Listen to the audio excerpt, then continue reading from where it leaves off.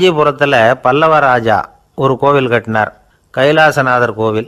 அதுக்கு கும்பாபிஷேகம் பண்ணுறதுக்கு ஒரு நாள் குறிப்பிட்டு அதுக்கு வேண்டிய ஏற்பாடுகள்லாம் பண்ணினார். முதல் காரியமாக கடவுளை வேண்டிக்கிட்டார், நீங்கள் இந்த கும்பாபிஷேகத்துக்கு நேரில் வந்து கலந்துக்கணும்னார். கடவுள் அந்த ராஜா கனவுல வந்தார். நீ கும்பாபிஷேகம் வச்சிருக்கிற அதே நாளில் அதே நேரத்தில் எனக்கு இன்னொரு ஊரில் ஒரு கும்பாபிஷேகம் இருக்குது, அதுக்கு போக வேண்டியிருக்கு. அதாவது திருநின்ற ஊரில் என்னுடைய பக்தர் ஒருத்தர், அவரும் ஒரு கோயில் கட்டி கும்பாபிஷேகம் செய்கிறார், நான் அதுக்கு போக வேண்டியிருக்கு, அதனால் உன்னுடைய தேதியை நீ மாற்றி வச்சுக்கோ அப்படின்னார். கடவுள் தான் எங்கேயும் இருக்கிறவராச்சே, அவர் நினச்சா 2 இடத்துலையும் இருந்து கோயில் கும்பாபிஷேகத்தை நடத்த முடியாதா? ஏன் அப்படி செய்யலை? அது ஒரு முக்கியமான காரணத்துக்காக தான். திருநின்ற ஊரில் இருந்த பூசலாருங்கிற அந்த அடியாரின் பெருமையை இந்த உலகத்துக்கு எடுத்து காட்டணுங்கிறதுக்காகத்தான் கடவுள் அந்த ராஜா கிட்ட அப்படி சொன்னார். சரி, அந்த அடியார் அப்படி என்னதான் பெருசாக கோயில் கட்டிவிட்டார்? ராஜா கட்டின கோயிலை விட பெருசா? அவர் கட்டினது கருங்கல்லாலேயோ மண்ணாலேயோ மரத்தாலேயோ இல்லை. அவர் கட்டின கோயில் வேறு மாதிரி. அது மனசால் கட்டின கோயில், மனசுக்குள்ளே இருக்கிற கோவில், மனக்கோவில். அந்த அடியார் தன்னோட மனசுக்குள்ளே மாதக்கணக்காக ஒவ்வொரு கல்லாக சேர்த்து கட்டின கோவில். இந்த விஷயம் ராஜாவுக்கு தெரியாது.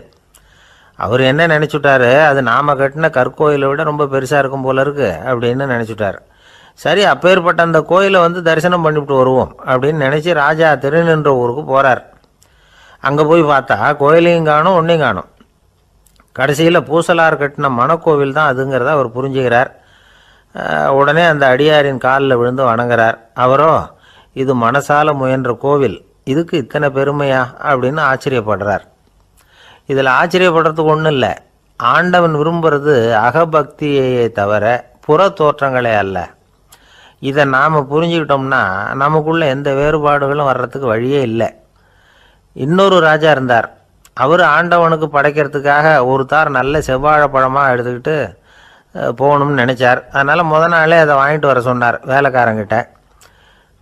வேலைக்காரன் போனால் கடைத்தெருவில் ஒரு தார் பழம் வாங்கினான். வர்ற வழியில் அவன் குடிசை அப்படியே எட்டி பார்த்துட்டு போவோமேன்னு நினச்சான். போனான். அங்கே இவனோட குழந்தை பாவம் பசியால் கத்திக்கிட்டு இருக்கு.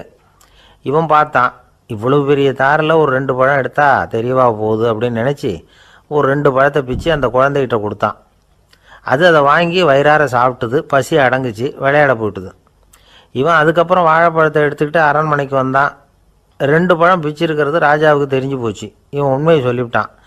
உடனே ராஜா, கடவுளுக்கு படைக்க வேண்டிய பொருளை குழந்தை எச்சில் பண்ண விட்டுருக்கியே அப்படின்னு சொல்லி அவனை கட்டி வச்சு சாட்டையால் அடித்தார் பாவம்.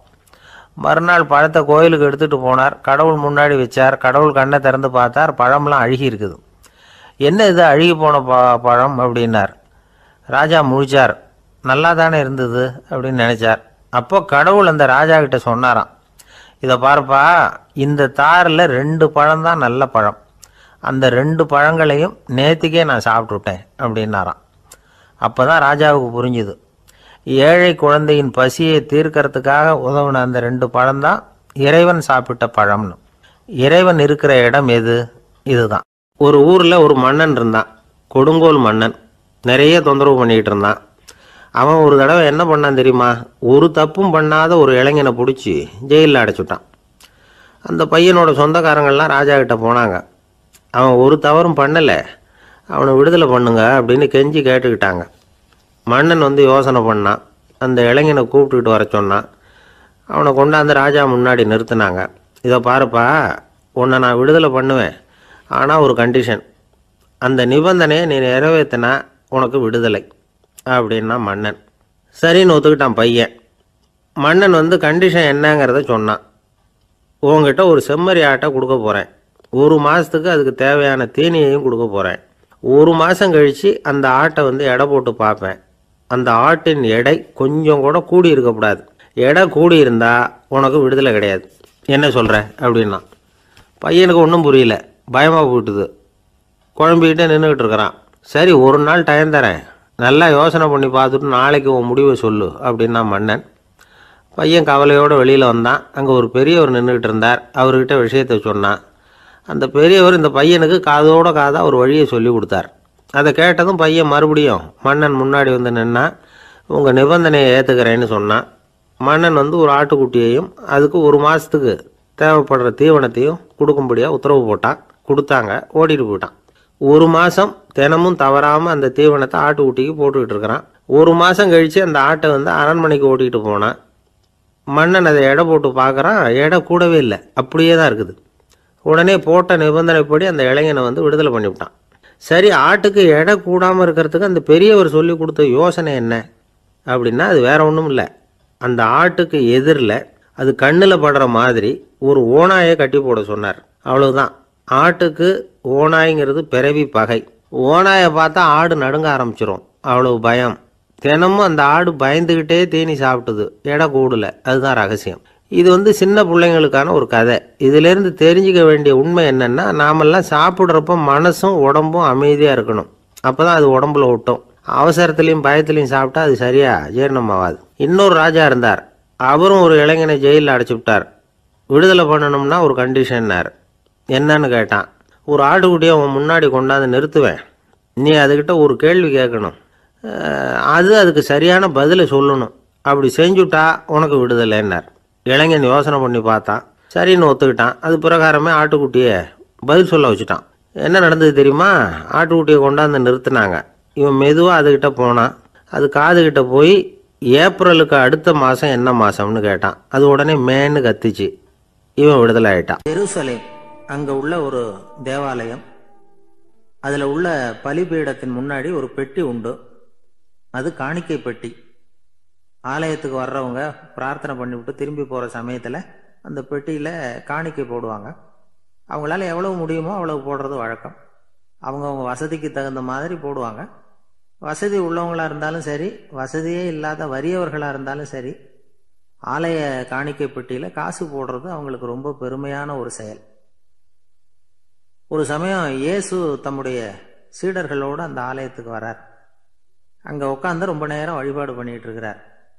சீடர்களும் அந்த ஜபத்தில் கலந்துக்கிட்டாங்க. வழிபாடு முடிஞ்சுது. இயேசு உட்காந்துருக்கிறார்.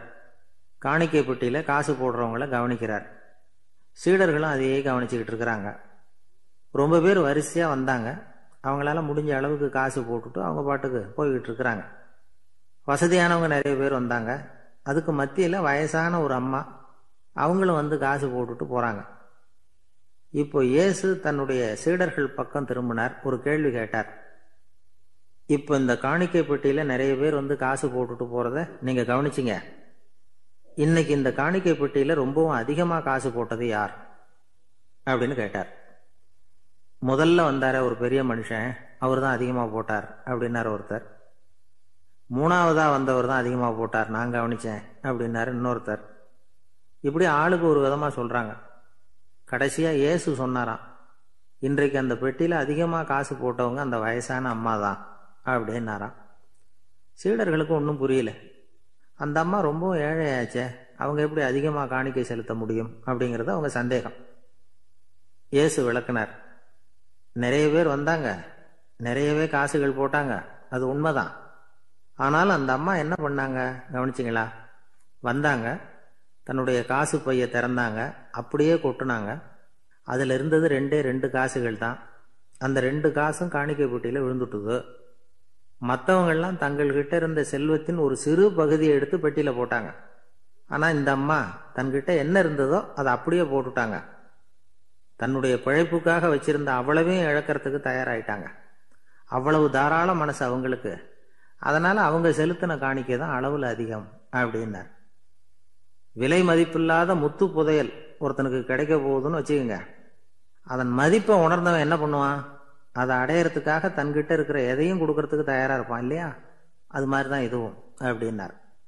உலக மதிப்பீடுகளை துரும்பா தூசியா மதித்து அதையெல்லாம் உதறி விடுகிறவன் இறையருள் அப்படிங்கிற இணையில்லாத செல்வத்தை பெறுகிறான் அப்படிங்கிறது இதில் உள்ள கருத்து. இறைவனுக்காக இழப்பதுன்னா துன்பப்படுகிறவர்களுக்காக, ஏழைகளுக்காக, ஏதுமற்றவர்களுக்காக இழப்பது அப்படின்னு அர்த்தம். உங்கள் அயலானுக்கு நீங்கள் என்ன உதவி செய்தாலும் அதை எனக்கே செய்கிறீர்கள் அப்படின்னு இயேசு சொல்லியிருக்கிறார். அடுத்தவங்களுக்கு உதவணுங்கிற குணம் இன்னைக்கு ரொம்ப குறைஞ்சி போச்சு. ஒருத்தன் வாழைப்பழத்தோல் வழுக்கி கீழே விழுந்துட்டான். பக்கத்தில் இருந்த நண்பன் உடனே இவனை தூக்கிக்கிட்டு போய் ஆஸ்பத்திரியில் சேர்த்துட்டான். அதுக்கப்புறம் சொன்னான், நீ அந்த வாழைப்பழத்தோலில் காலை வைக்க போகிறத முன்னாடியே நான் கவனிச்சுட்டேன் அப்படின்னானா. அப்படின்னா அப்பவே நீ எனக்கு உதவி செஞ்சிருக்கலாமே அப்படின்னானா அவன். நான் டாக்டருக்கு உதவலாம்னு நினைச்சுட்டேன் அப்படின்னா இவன். லோகமானிய பாலகங்காதர திலகர் இருந்தார்ல, அவருக்கு 15 வயசுலேயே கல்யாணம் நடந்துதான். மனைவி பேர் தபிபாய். ரொம்ப பெரிய குடும்பத்து பொண்ணு, நல்ல குணம். அவங்க குடும்பம் நடத்திக்கிட்டு இருக்கிறாங்க. அந்த காலத்தில் திருடர்கள் பயம் அதிகம். இந்த காலத்தில் மட்டும் என்னன்னு கேட்குறீங்களா? நீங்கள் கேட்குறது நியாயம்தான். இருந்தாலும் இந்த காலத்து திருடனுக்கும் அந்த காலத்து திருடனுக்கும் ஒரு முக்கியமான வித்தியாசம் உண்டு. அதாவது அந்த காலத்து திருடன்லாம் நியாயம் அநியாயம் பார்க்குறது உண்டு, இந்த காலத்தில் அப்படி பார்க்குறது இல்லை. அந்த காலத்தில் திருட வர்றவங்கள்ட்ட கூட ஒரு தார்மீக உணர்வு உண்டாம். அதாவது அப்போ உள்ள கொள்ளைக்காரங்க எதை களவாடினாலும் சரி, அரிசியை மட்டும் களவாடுறது இல்லையா, அப்படி ஒரு கொள்கை. அதனால் பாருங்கள், அந்த காலத்து பெண்கள் நகை நட்டுகளை பத்திரமா வைக்கணும்னா பெட்டியில் வைக்கிறது இல்லை, அரிசி பானையில் போட்டு வச்சு விடுறது. இப்போல்லாம் பேங்க்கில் சேஃப்டி லாக்கர்னு இருக்குல்ல, அது மாதிரி அந்த காலத்தில் சேஃப்டி லாக்கருங்கிறது அரிசி பானை. இந்த வளையல், மூக்குத்தி, தோடு இப்படி எதுவாக இருந்தாலும் அதில் போட்டு பத்திரமா வச்சுருவாங்க. திருடன் அரிசி பானை பக்கம் போகிறதில்ல. ஏன்னா சாப்பிட்ற விஷயத்தில் கை வைக்கக்கூடாது, அது பாவம் அப்படின்னு அவன் நினைக்கிறான். திலகரோட மனைவி தபீபாயும் அதே மாதிரி தன்னுடைய ஆபரணங்களை ஒரு அரிசி பானைக்குள்ளே போட்டு மூடி வச்சுருந்தாங்களாம். இப்படி இருந்தப்போ ஒரு நாள் ஒரு பிச்சைக்கார பொண்ணு வீடு வீடாக பிச்சை கேட்டுக்கிட்டே வந்திருக்குது. திலகர் வீட்டுக்கும் தர்மம் போடுங்க தாயே அப்படின்னு தான் அந்த பொண்ணு. அந்த அம்மா தபீபாய் காதில் இது விழுந்திருக்கு. உடனே கை நிறைய அரிசி அள்ளிக்கிட்டு போட்டிருக்கு. பாத்திரத்தில் அரிசியை போட்டதுக்கு அப்புறம் தான் தெரியுது, பளிச்சுன்னு கண்ணில் படுது. அதாவது அந்த அம்மாவோட வைர மூக்குத்தி ஒன்று அரிசியோடு சேர்ந்து அந்த பிச்சைக்கார பொண்ணு பாத்திரத்தில் போய் விழுந்துட்டுது. இந்த அம்மாவுக்கு மனசுக்குள்ளே குழப்பம், என்ன இப்படி ஆகிட்டுதே, மூக்குத்தி போயிட்டுதே, பிச்சை பாத்திரத்துலேருந்து அதை எப்படி எடுக்கிறது அப்படின்னு தயக்கம். வாயை திறந்து அதை கேட்கறதுக்கும் கூச்சம். திண்ணையில் உட்காந்துருந்த திலகர் இவ்வளவையும் பார்த்துக்கிட்டு இருக்கிறார். மனைவியின் மனசுக்குள்ளே நடக்கிற மௌன போராட்டத்தை அவர் நல்லா புரிஞ்சுக்கிட்டாராம். மனைவியை பார்த்து சொன்னாராம், தபீபாய், இது தெய்வ சம்மதம். அவளுக்கு சேர வேண்டிய மூக்குத்தி அவகிட்ட போயிட்டுது. பிச்சை பாத்திரத்தில் விழுந்த மூக்குத்தியை எடுக்க வேணாம் அப்படின்னாராம். சரின்னு சொல்லிவிட்டு மேற்கொண்டு எதுவும் சொல்லாமல் அந்த அம்மா வீட்டுக்குள்ளே போயிட்டாங்களாம். இந்த காலத்துலலாம் அது மாதிரி நடக்குமா? வெறும் அரிசியை போட்டுவிட்டு விவகாரம் பண்ணிகிட்டு இருக்க மாட்டோமா? ஒரு பெரிய மனுஷன் வீட்டுக்கு ஒரு பிச்சைக்காரன் வந்தான். ஐயா, நாங்கள் பிச்சைக்காரங்கள்லாம் சேர்ந்து ஒரு சங்கம் வச்சுருக்குறோம், அதுக்கு நிதி சேர்க்குறோம், அதுக்கு ஒரு 100 ரூபா கொடுத்தீங்கன்னா எங்களுக்கு பெரிய உதவியாக இருக்கும் அப்படின்னானா. அதெல்லாம் ஒன்றும் கொடுக்க முடியாது போ அப்படின்னாரான் அவர். அப்படின்னா ஒரு 50 ரூபாயாவது கொடுங்களேன் அப்படின்ட்டுருக்கான். அதுவும் முடியாதுன்னு சொல்லிவிட்டார். 25 ரூபா அப்படின்ட்டுருக்கான். எதுவும் முடியாது அப்படின்னாரான். சரிங்க, இவ்வளோ பெரிய வீட்டுக்கு வெறுங்கையோடு திரும்புறது நல்லா இருக்காது, அதனால் சும்மா ஒரு 1 ரூபா மட்டுமாவது கொடுங்க அப்படின்ட்டுருக்கான் அவன். ஒரு பைசா கூட என்கிட்ட கிடையாது அப்படின்னு விட்டாரான் இவர். அப்படின்னா நீங்கள் ஒரு காரியம் பண்ணுங்களேன் அப்படின்னானா அவன். என்ன செய்யணும் அப்படின்ட்டுருக்கார். எங்கள் சங்கத்தில் நீங்களும் ஒரு மெம்பராக சேர்ந்துருங்க அப்படின்னானா. இல்லை, வேலை பார்த்துக்கிட்டு இருந்தான், ரொம்ப ஏழை. வர்ற கொஞ்சம் வருமானத்தை வச்சு வாழ்க்கையை ஓட்டிக்கிட்டு இருந்தான். ஒரு நாள் தெரு வழியாக அவன் நடந்து வந்துக்கிட்டு இருக்கிறான். தெருவில் ஒரு காசு கிடந்தது. அதை பார்த்துட்டான். அது குனிஞ்சு எடுத்தான். அது ஒரு பழங்கால காசு. அந்த காசு நடுவில் ஒரு துளை இருந்தது, அதாவது துளையிட்ட நாணயம். பழங்காலத்தில் புழக்கத்தில் இருந்த ஒரு நாணயம் அது. துளையிட்ட நாணயம் கிடைச்சதுன்னா ரொம்ப நல்லது, அது அதிர்ஷ்டம் அப்படின்னு ஒரு நம்பிக்கை உண்டு. இவன் கையில் அது கிடைச்சதும் ரொம்ப சந்தோஷப்பட்டான். இனிமேல் என்னுடைய கஷ்டம்லாம் தீரப்போகுது, அதிர்ஷ்டம் என்னை தேடி வரும், நான் பணக்காரன் ஆகிடுவேன் அப்படின்னு சொல்லிட்டு அந்த காசை தன்னுடைய கோட்டு பையில் பத்திரமா போட்டு வச்சுக்கிட்டான். அடிக்கடி அதை தொட்டு பார்த்துக்கிறது உண்டு, வெளியில் எடுக்க மாட்டான். இப்படியே கொஞ்ச காலம் ஆச்சு. அதுக்கப்புறம் என்னாச்சு தெரியுமா? நிஜமாவே அதிர்ஷ்டம் அவனை தேடி வர ஆரம்பிச்சுட்டுது. செல்வம் குவிஞ்சுது. பணம், பதவி, புகழ் எல்லாம் சேர்ந்தது. சமூகத்தில் அவன் ஒரு பெரிய மனுஷன் ஆயிட்டான். எல்லாரும் அவனை பாராட்டினாங்க. அவன் எதை தொட்டாலும் வெற்றி, எல்லாம் அந்த காசோட மகிமை அப்படின்னு அவன் மனசுக்குள்ளே நினச்சிக்கிட்டான். தினமும் காலையில் அந்த கோட்டை போட்டுக்கிட்டு தான் வெளியில் கிளம்புவான். புறப்படுறதுக்கு முன்னாடி கோட்டு பாக்கெட்டை தொட்டு பார்த்துக்குவான், உள்ளே காசு இருக்கா அப்படிங்கிறத உறுதிப்படுத்திக்குவான். அதுக்கப்புறம் தான் வெளியில் கிளம்புவான்.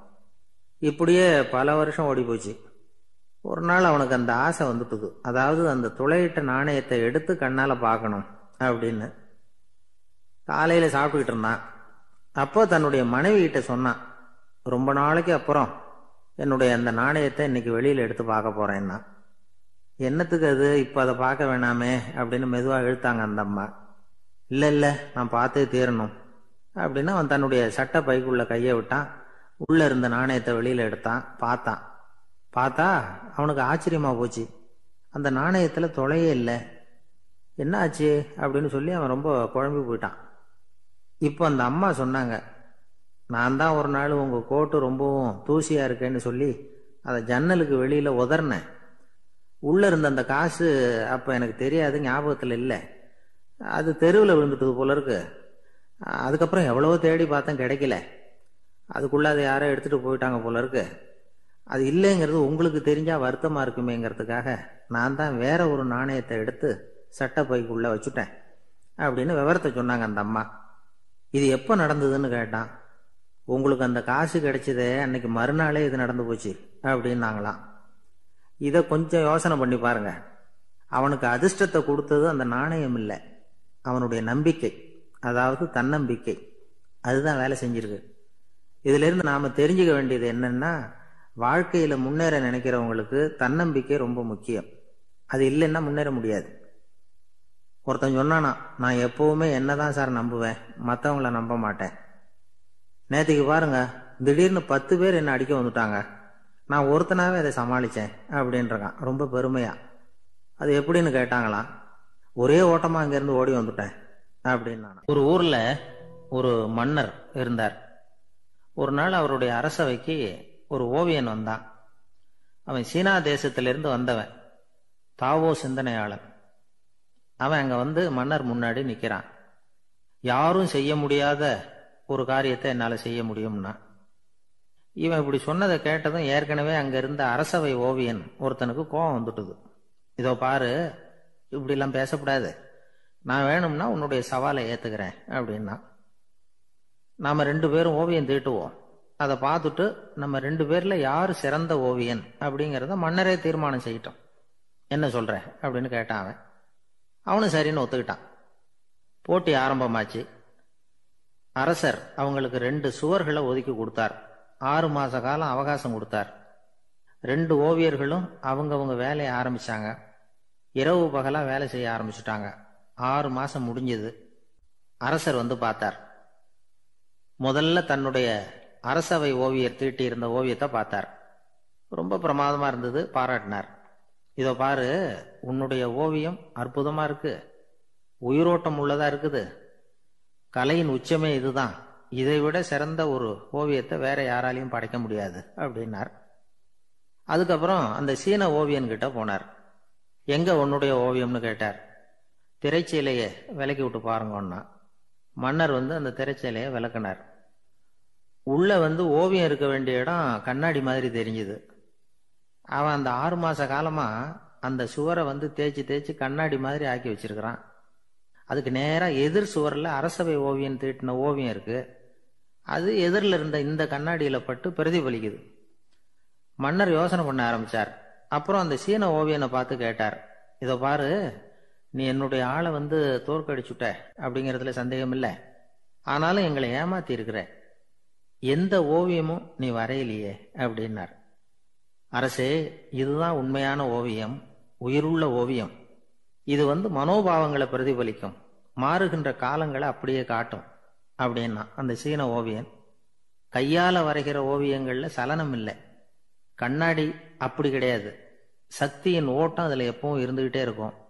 கண்ணாடி மட்டுமே ஜீவன் உள்ள ஓவியமா இருக்க முடியுங்கிறத அந்த சீன ஓவியன் தெரிஞ்சு வச்சிருந்தான். ஏன்னா அவன் ஒரு தாவோ சிந்தனையாளன். ஒவ்வொரு குழந்தையும் இந்த கண்ணாடியோட தான் பிறக்குது. ஆனா நாம என்ன செய்யறோம்னா, ஓவியங்களை கண்ணாடி மீது பதிப்பிச்சு விடுறோம். கண்ணாடி நம்மளை பிரதிபலிக்குது. நம்முடைய அழகோ அவலட்சணமோ கண்ணாடியை பாதிக்கிறது இல்லை. ஏன்னா அதுக்கு மனம் கிடையாது. கடந்து போன வினாடியை பத்தி அது சிந்திக்கிறது இல்லை. அடுத்த கணத்தை பத்தின எதிர்பார்ப்பும் அதுகிட்ட கிடையாது. அதுதான் பற்றற்ற நிலை. மனிதனுக்கு தேவைப்படுறது அதுதான். கண்ணாடி கிட்ட இருந்து நாம வந்து கற்றுக்கொள்ள வேண்டிய பாடம் இது. வாழ்க்கையில வந்து மனிதர்களை நேசிக்கலாம், உலகின் அழகையெல்லாம் பிரதிபலிக்கலாம், ஆனா எதையும் பற்றி கொண்டு விடக்கூடாது அப்படிங்கிறது பெரியவர்கள் அறிவுரை. துயரம்ங்கிறது பற்றுக்களின் சாயை. கண்ணாடி முன்னாடி நிற்கிறப்போவெல்லாம் நமக்கு இந்த ஞாபகம் வரணுமா. ஒரு குடும்ப தலைவர் ஒரு நாள் காலையில் விடிஞ்சு எழுந்திரிச்சதும் சத்தம் போட்டார். யார் இந்த கருங்குரங்கு படத்தை என் ரூமில் கொண்டாந்து மாட்டி வச்சது அப்படின்னு கத்தினார். சமையல் கட்டிலிருந்து மனைவி பதில் சொன்னாங்க, தூக்க கலக்கத்தில் உளராதிங்க, நல்லா பாருங்க, அது படம் கிடையாது, முகம் பார்க்குற கண்ணாடி அப்படின்னாங்க. ஒரே ஒரு ஊரில் ஒரு அம்மா இருந்தாங்க. அந்த அம்மாவுக்கு ஒரே ஒரு பிள்ளையாண்டான். அவனுக்கு ரொம்ப அக்கறையோடு கல்யாணம் பண்ணி வச்சாங்க. கல்யாணம் முடிஞ்சதும் மருமக பொண்ணு வீட்டுக்கு வந்து சேர்ந்தது. அப்பாடா என் கடமை முடிஞ்சுது, இனிமேல் அக்கடான்னு எங்கேயாவது ஒரு மூலையில் படுத்து கிடக்கலாம் அப்படின்னு நினச்சாங்க அந்த அம்மா. ஆனால் நினைக்கிறபடி எங்கே நடக்குது. அதுக்கப்புறம் தான் பிரச்சனையே ஆரம்பமாச்சு. மருமகள் குணம் சரியில்லை, ஒரு மாதிரி. அந்த பொண்ணு வீட்டுக்கு வந்ததுமே முதல் வேலையாக மாமியாரை பார்த்து, அதுதான் நான் வந்துட்டேன்ல, இனிமேல் உங்களுக்கு என்ன வேலைங்க, புறப்பட வேண்டியது தானே, காசி ராமேஸ்வரம்னு எங்கேயாவது போங்க அப்படின்னுட்டு தான். மாமியாரை பார்த்தாங்க, கொஞ்சம் யோசனை பண்ணாங்க. இந்த பாருமா, நீ இப்படி சொல்கிறதுக்கு முன்னாடியே வீட்டை விட்டு புறப்படணுங்கிற முடிவுக்கு நான் வந்துட்டேன். வீட்டை மட்டும் இல்லை, இந்த உலகத்தை விட்டே கூட போகிறதுக்கு தயாராக இருக்கிறேன். ஆனால் ஒரே ஒரு விஷயத்துக்காக என் உயிரை கையில் பிடிச்சிக்கிட்டு இருக்கிறேன் அப்படின்னாங்களாம். என்ன விஷயம்னு கேட்டது இந்த மருமக பொண்ணு. வேறு ஒன்றும் இல்லை, என் பிள்ளைக்கு கல்யாணம் பண்ணி வச்சுட்டேன். ஒரு பேர புள்ள பிறந்து அதை என் கண்ணால் பார்த்துட்டேன்னா நான் எங்கே வேணும்னாலும் போகிறதுக்கு தயாராக இருக்கிறேன் அப்படின்னாங்களாம் அந்த மாமியார். மாமியார் இப்படி சொல்கிறதுலேயே நியாயம் இருக்கிறதாக பட்டுது அந்த பொண்ணுக்கு. சரி, அப்படியே இருந்து பார்த்துட்டு போகலாம் அப்படின்னு அனுமதி கொடுத்தது. கொஞ்ச காலத்தில் ஒரு பேரன் பிறந்தான். அந்த அம்மாவும் பேரனை கண்ணால் பார்த்துட்டாங்க. சரி, பேரனை பார்த்தாச்சுல்ல, இனிமேல் புறப்பட வேண்டியது தானே அப்படின்னது மருமக பொண்ணு. மாமியார் பார்த்தாங்க, நீ சொல்கிறது சரிதாம்மா, அதில் ஒன்றும் தப்பு இல்லை. என்னோடய பேரன் உங்களை அம்மா அப்பான்னு கூப்பிடுறத என் காது குளிர கேட்டுட்டு போயிடுறேனே அப்படின்னாங்களாம். சரி, அந்த ஆசையை நிறைவேறட்டும் அப்படின்னு காத்துக்கிட்டு இருந்தாங்க. பேரன் வளர்ந்தான், நடந்தான், பள்ளிக்கூடம் போனால் பெரியவனானான். மருமக பொண்ணு மறுபடியும் மாமியாரை விரட்ட ஆரம்பிச்சுட்டுது, இன்னும் புறப்புள்ளையான்னு. இதை பாருமா, இது வரைக்கும் இருந்துட்டேன். பேரனோட கல்யாணத்தையும் கண்ணால் பார்த்தா தான் இந்த கட்டை வேகும் போல் இருக்குது அப்படின்னு சொல்லி ஒரு மாதிரியாக பேச ஆரம்பித்தாங்க. இதுவும் நியாயமான ஆசையாக தான் படுது அப்படின்னு அது யோசிச்சிருக்கு அந்த பொண்ணு. சரின்னு அதுக்கும் ஒத்துக்கிட்டது. உடனே பேரனுடைய கல்யாணமும் முடிஞ்சது ஒரு வழியாக. இனிமேல் ஒரு நொடி கூட இங்கே இருக்கக்கூடாது, புறப்படுங்க அப்படின்னு மாமியாரை விரட்டிச்சான் அந்த பொண்ணு. இப்போ அந்த மாமியார் தன்னோட மருமகளை பார்த்து சொல்கிறாங்க, இதோ கிளம்பிட்டேம்மா, என் மூட்டை முடிச்செல்லாம் கட்டிக்கிட்டேன், புறப்பட்டுவிட்டேன். அப்படியே நீயும் உன் துணிமணிகளை மூட்டை கட்டிக்கிட்டு கிளம்பிடும், என்னோட சேர்ந்து 2 பேருமா சேர்ந்து போயிடலாம் அப்படின்னாங்களாம். அந்த பொண்ணு முழிக்குது. முழிக்காதே, உனக்கும் ஒரு மருமக வந்துட்டா, இனிமேல் நீயும் ஒரு மாமியார் தானே, உனக்கும் இனிமேல் இங்கே வேலை இல்லை, புறப்படு அப்படின்னாங்களாம். அப்போ தான் அந்த பொண்ணு சிந்திக்க ஆரம்பிச்சு தான், தன்னோட தவறு புரிஞ்சுதான். இந்த தகவலை கேட்டுக்கிட்டு இருக்கிற மருமகள்லாம் இதை பற்றி கொஞ்சம் யோசித்து பார்க்கணுங்கிறதுக்காகத்தான் இதை சொல்கிறோம் மாமியார்கள் சார்பாக. கொஞ்ச நாளைக்கு முன்னாடி ஒரு பொண்ணை பார்த்து பேசுகிற சந்தர்ப்பம் கிடைச்சிது ஒரு கல்யாண வீட்டில். அந்த பொண்ணு சொல்லிச்சு, சார் எனக்கு கல்யாணம் ஆகி 15 வருஷம் ஆகுது, நான் மாமியார்கிட்ட சண்டை போட்டதே இல்லை அப்படின்னு ரொம்ப அடக்கமாக சொல்லிச்சு. அது எப்படிம்மா சாத்தியமாச்சுன்னு கேட்டோம். எனக்கு கல்யாணம் ஆகி 15 வருஷம்தான் ஆச்சு, ஆனால் என் மாமியார் செத்து போய் 20 வருஷத்துக்கு மேலே ஆயிட்டுது அப்படின்னுது. ஒரு அப்பாவுக்கு 2 பிள்ளைங்க. மூத்தவன் ரொம்ப அடக்கம், அப்பா எது சொன்னாலும் கேட்பான், பெரியவங்களுக்கு கீழ்ப்படிஞ்சு நடப்பான். இளையவன் அப்படி இல்லை, தான் நினச்சதை தான் சொல்லுவான், செய்வான். அடுத்தவங்க சொல்கிறத கேட்க மாட்டான், அடங்கி நடக்க மாட்டான். இந்த 2 பேரில் யாரை உங்களுக்கு பிடிக்கும்? பெரியவனை தான் பிடிக்கும், ஏன்னா அவன் தான் சொல்கிற பேச்சை கேட்குறவன் அப்படின்னு சொல்லுவீங்க. ஆனால் ஒரு ஞானி என்ன சொல்கிறார் தெரியுமா? ஒரு குழந்தை அதன் அறிவுக்காக மதிக்கப்பட வேண்டுமே தவிர அதனுடைய கீழ்ப்படியும் தன்மைக்காக அல்ல அப்படிங்கிறார். நம்ம குழந்தைகளை சுயமாக சிந்திக்கிறதுக்கு நாம் விடுறதில்ல, மற்றவங்களை பார்த்து காப்பி அடிக்கிறதுக்கு தான் நாம் அவங்களுக்கு கற்றுக் கொடுக்குறோம். புகழ்பெற்ற மனிதர்கள் சிலருடைய பேரை சொல்லி நீயும் அவர் மாதிரி ஆகணும், இவர் மாதிரி ஆகணும் அப்படின்னு சொல்லிகிட்டே இருக்கிறோம். குழந்தைகள் தங்களுடைய தனித்தன்மையை வளர்த்துக்கிறதுக்கு நாம் தடையாக இருக்கிறோம். ஒரு குழந்தைகிட்ட அனாவசியமாக நம்பிக்கையை வளர்த்துடக்கூடாது, எந்த கோட்பாட்டையும் திணிக்கக்கூடாது. நாம் ஏற்கனவே அர்த்தமில்லாத கருத்துக்களையும் கொள்கைகளையும் மனசில் போட்டு நிரப்பி வச்சுருக்கிறோம். இந்த உலகத்துக்கு புதுசாக சேர்ந்துருக்கிற ஒரு குழந்தையின் தூய்மையான மனசில் நம்ம கருத்துக்களை அறிமுகம் செய்ய அல்லது திணிக்கிறதுக்கு நமக்கு எந்த அதிகாரமும் கிடையாது. ஒரு குழந்தைய நீ இந்த மதத்தை சேர்ந்தவன் அப்படின்னு பிறந்ததுமே ஒரு முத்திரை குத்தி விடுறோம். இது அதோட சுதந்திரத்தை ஆரம்பத்திலேயே கிள்ளி எறிகிறது மாதிரி தான். நீங்கள் ஒரு மதத்தின் வழிமுறைகளை கடைப்பிடிச்சிக்கிட்டு வர்றீங்க, அந்த வழியில் போய்கிட்டு இருக்கிறீங்க, சரி, அதனால் போகிறீங்க. அதுக்காக உங்கள் குழந்தையையும் அதே வழியில் தான் வரணும் அப்படின்னு கட்டாயப்படுத்துறதுக்கு உங்களுக்கு என்ன உரிமை இருக்குது? அந்த குழந்தை சுயமாக சிந்தித்து ஒரு முடிவுக்கு வரட்டுமே, அதுக்கு நீங்கள் ஏன் தடையாக இருக்கிறீங்க? நமக்கு உண்மையிலேயே நம்ம குழந்தை மேலே அன்பு இருந்தால் இது மாதிரி திணிப்பு வேலைகளை செய்யக்கூடாது. திணிப்பு வேலைகளிலிருந்து குழந்தைகளை காப்பாற்றினா போதும். அதுதான் ரொம்ப முக்கியம். அடுத்த தலைமுறை அற்புதமான தலைமுறையாக உருவாகும். நாம் தான் சாதி மத சங்கடங்களில் மாட்டிக்கிட்டு தவிக்கிறோம். அவங்களாவது சாதி மத வேறுபாடு இல்லாத சமுதாயத்தை பார்க்கட்டுமே, அந்த சௌகரியங்களை அனுபவிக்கட்டுமே. அதுக்கு நாம் என்ன செய்யணும்னா ஒன்றும் செய்யாமல் இருந்தால் போதும். ஒரு குழந்தைகிட்ட நம்ம கருத்தை திணிக்கும் பொழுது என்ன ஆகுது தெரியுமா? அது அவனை அவங்ககிட்ட இருந்தே அப்புறப்படுத்தி விடுது. அவனுடைய தனித்தன்மையை அழிச்சுடுது. அவனை ஒரு எல்லைக்குள்ளே திணிச்சுடுது. இதெல்லாம் அன்புங்கிற பேரால் பெற்றோர்கள் செய்கிற தப்பு. இதெல்லாம் கேட்டுக்கிட்டு இந்த காலத்தில் அப்பா ஒருத்தர் சொன்னார், நான் கருத்துக்களை எல்லாம் என் பையன்கிட்ட திணிக்கிறது இல்லைங்க, ஆனால் அதிகமாக சாப்பிட சொல்லி கட்டாயப்படுத்துவேன் அப்படின்னார். உங்கள் வீட்டு சமையல் அவ்வளவு நல்லா இருக்குமான்னு கேட்டாங்க. நல்லா இருந்தால் நான் ஏன் அவனை சாப்பிட சொல்லி கட்டாயப்படுத்த போகிறேன் அப்படின்னார். ஒரு நாள் ஒரு நண்பரை சந்தித்தேன். உங்கள் வீடு எதுன்னு உங்களுக்கு தெரியுமா சார்ன்னு. அவர் என்ன ஒரு மாதிரியாக பார்த்தார். அப்புறம் சொன்னார், தெரியும் அப்படின்னாரு. சரி, உங்கள் தொலைபேசி எண் உங்களுக்கு தெரியுமான்னு. அதுவும் தெரியும்னார். உங்கள் மனைவி மக்கள் யார் யாருன்னு உங்களுக்கு தெரியுமான்னு கேட்டேன். என்ன ஒரு மாதிரியாக பார்த்தார். அப்புறம் சொன்னார், அதுவும் தெரியும் சார் அப்படின்னார். சரி, நீங்கள் யாருன்னு உங்களுக்கு தெரியுமான்னு கேட்டேன். இப்போ தான் அவர் முழிக்க ஆரம்பித்தார். அவர் மட்டும் அப்படி இல்லை, நாம் எல்லாருமே அப்படி தான். எதிரில் நிற்கிறது யாருங்கிறது தெரியும், நாம் யாருன்னு நமக்கு தெரியாது. உண்மையிலேயே நாம் யார்? இந்த கேள்விக்கான பதிலை தான் வாழ்க்கை பூரா நாம் தேடிட்டு இருக்கிறோம். புத்தர் என்ன சொல்றாரு தெரியுமா? நீங்க கடவுளை பத்தி கவலைப்பட தேவையில்லை, உங்களை பத்தின கவலை உங்களுக்கு இருந்தா போதும் அப்படிங்கிறார். நான் யார், எனக்கு ஏன் இந்த கவலை அப்படின்னு உங்களை நீங்களே கேட்டுக்குங்க அப்படிங்கிறார். நாம ஏன் கடவுளை படைச்சோம்? அது ஒரு நழுவல் முயற்சியாம். அதாவது தன்னிடமிருந்து தானே தப்பிக்கிற ஒரு முயற்சியாம். இப்படிதான் அதை சொல்றாங்க அறிஞர்கள்லாம். மக்கள் பொய்யான பிரச்சனைகள்ல ஆர்வமா இருக்கிறாங்க, அதுக்கு தீர்வு காணவும் முயற்சி பண்றாங்க. கடவுளை பத்தி விவாதிக்க எல்லாருக்கும் விருப்பம், தன்னுடைய சுயம் பற்றிய பிரஜையே இருக்கிறது இல்ல.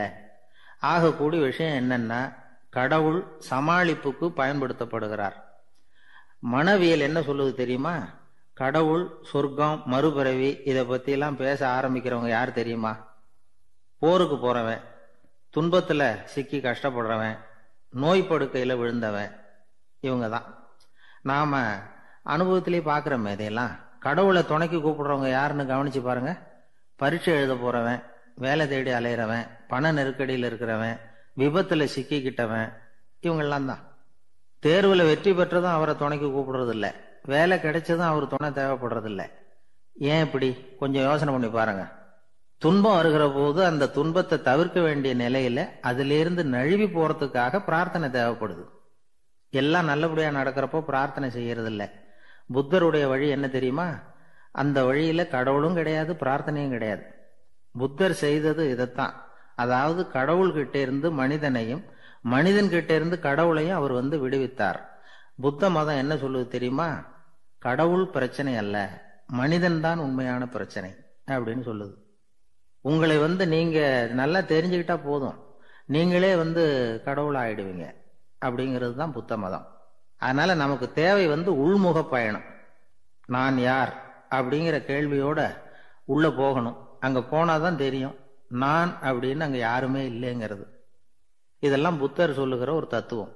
தத்துவம்னு சொன்னாவே நமக்கெல்லாம் அதை புரிஞ்சுக்கிறது கஷ்டம்தான். நம்ம பொறுத்த வரைக்கும் தத்துவம்ங்கிறதுல ரெண்டு வகை உண்டு.